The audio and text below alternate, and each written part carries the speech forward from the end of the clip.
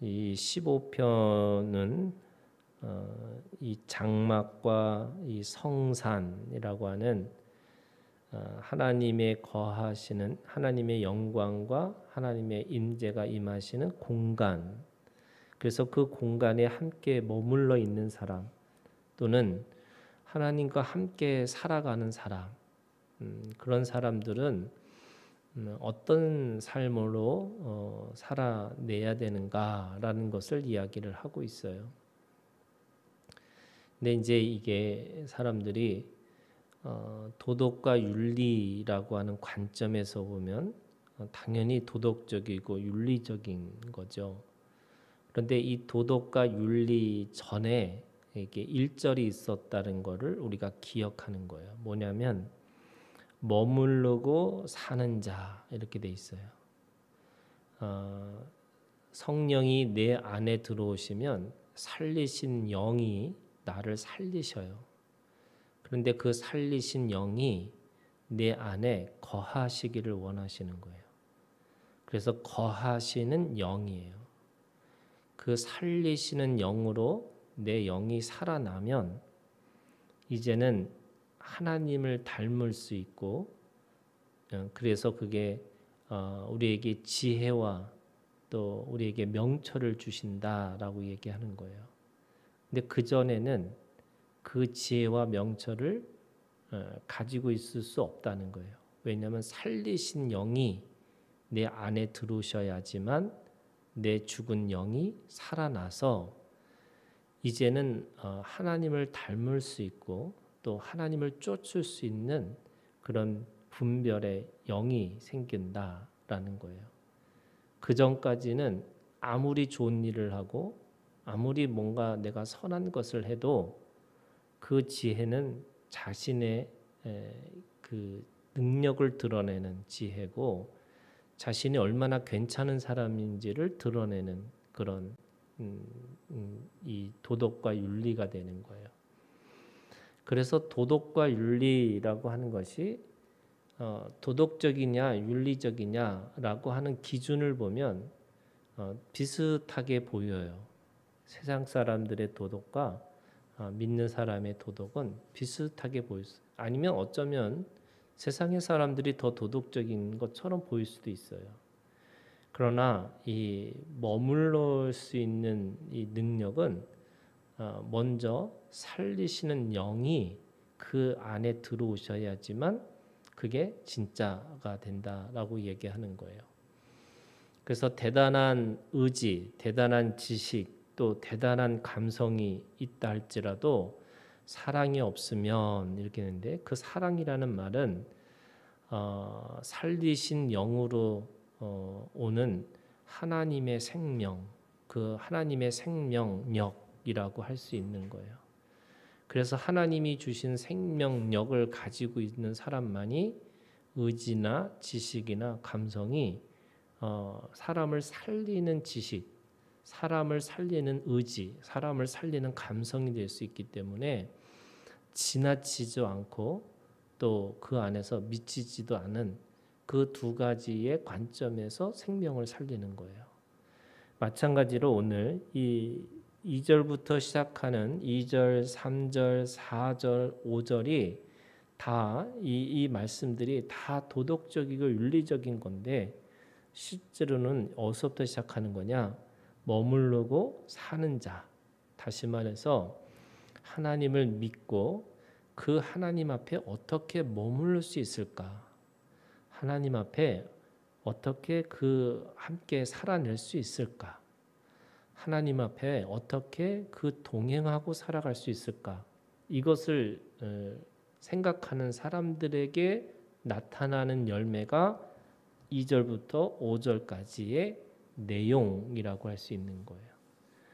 그래서 이걸 거꾸로 읽으면 우리가 도덕적이 돼야 된다, 윤리적이 돼야 된다 이렇게 생각하는 건데, 도덕이든 윤리든 그것이 하나님 앞에 머물러 있고 또 하나님 앞에 어떻게 하나님과 동행하려고 하는 그 관점에 있는 사람만이 이렇게 살아갈 수 있다는 거예요. 그래야지 어떻게 되냐면 이 도덕과 윤리가 또 다른 율법이 되지 않는다는 거예요. 그러니까 다시 말해서 율법주의가 아니에요. 이거를 반드시 해야 된다. 아니 그거 아니고요. 머무르려면 어떤 때는 공의를, 어떤 때는 긍휼을, 어떤 때는 정의를 그 하나하나를 지켜내는 그런 믿음의 사람들이 될 수 있다라고 얘기하는 거예요. 자, 그러면 머무르고 하나님과 함께 살기 위해서는 우리가 어떤 것을 애쓰고 살아야 되느냐라는 것에 대해서 이야기를 해요.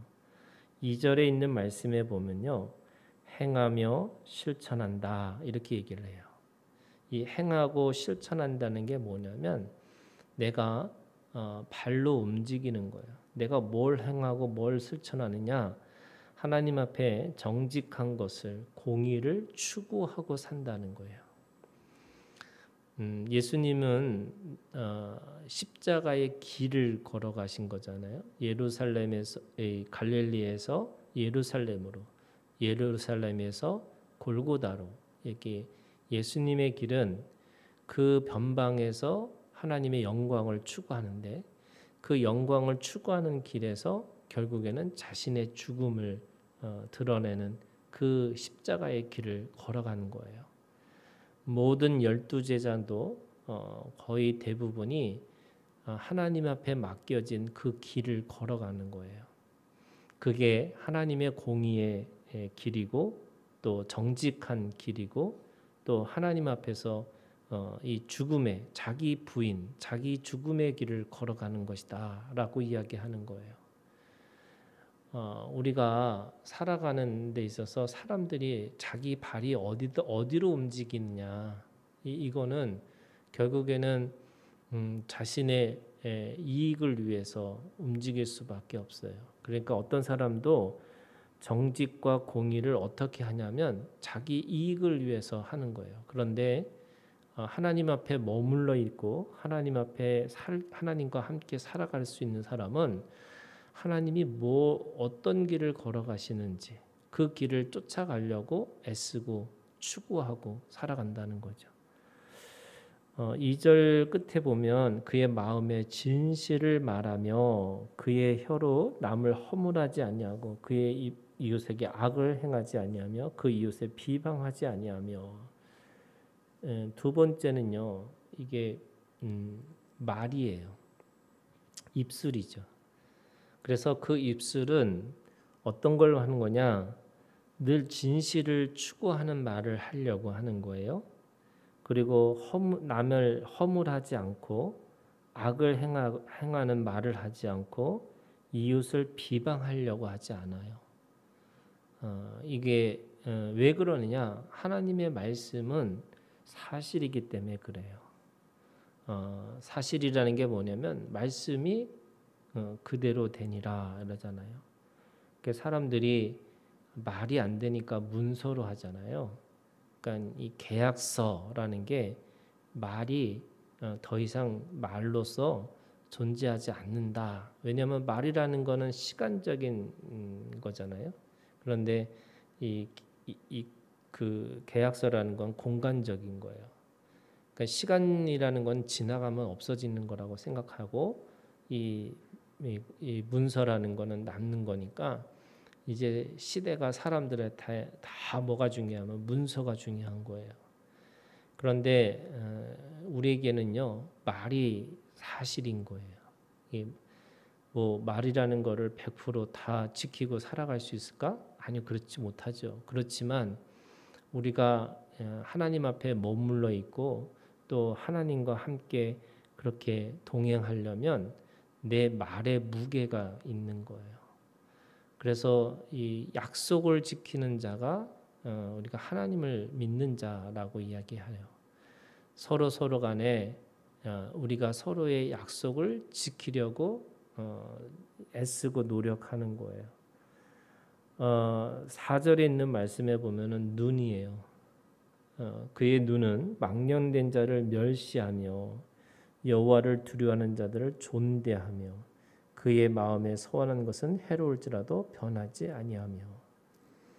그 서원이라는 게 뭐냐면 대부분 사람들이 서원이라는 게 약속, 자신이 하나님의 말씀을 가지고 약속하는 거거든요. 그런데 어떻게 약속을 하냐면 자신의 눈에 보이는 것으로 약속을 하는 거예요. 그래서 이게 육신의 이 정욕과 안목의 정욕이라고 그러잖아요. 안목의 정욕이에요. 그러니까 보이는 것에 대한 사람들이 이 죄가 크다는 거거든요. 내가 하나님 앞에 제일 중요한 것 중에 하나가 이 눈의 할례를 받아야 된다는 거죠.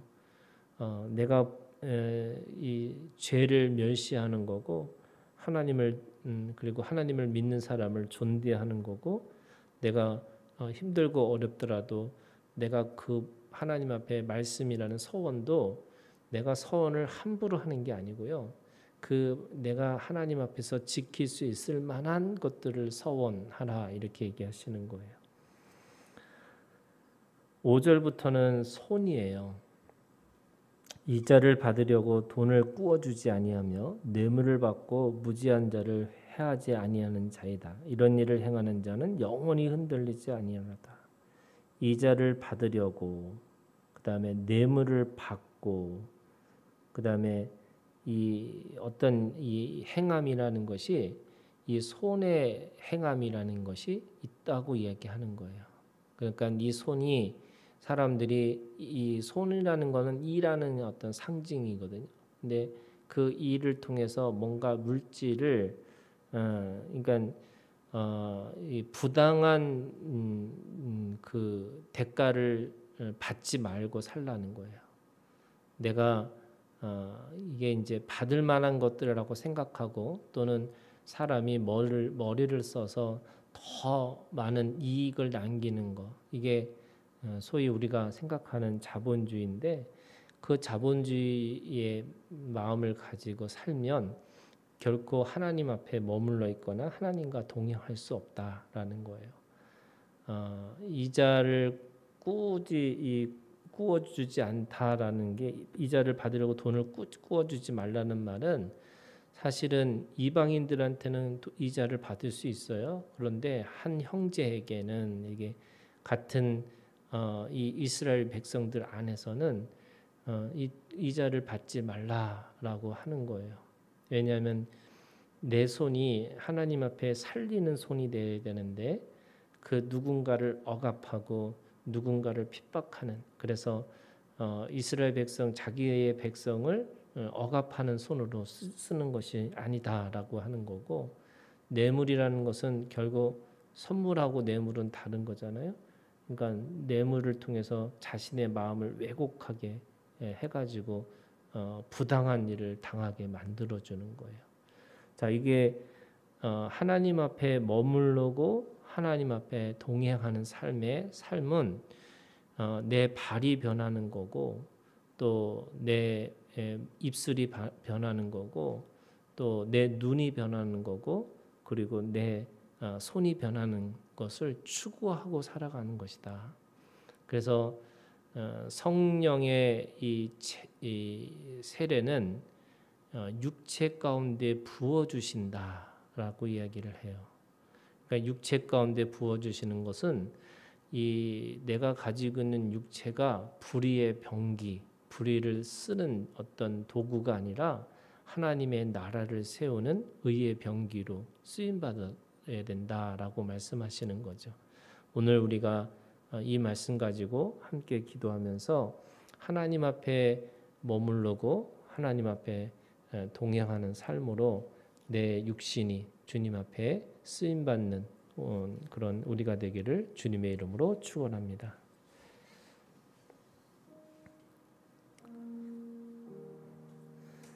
여러분 오늘 다윗은 두 가지를 물어요. 주의 장막에 머무를 자 누구며 주의 성산에 사는 자 누구오리까? 여러분 오늘 우리가 주님 앞에 머물러서 살아가는 사람이어야 됩니다.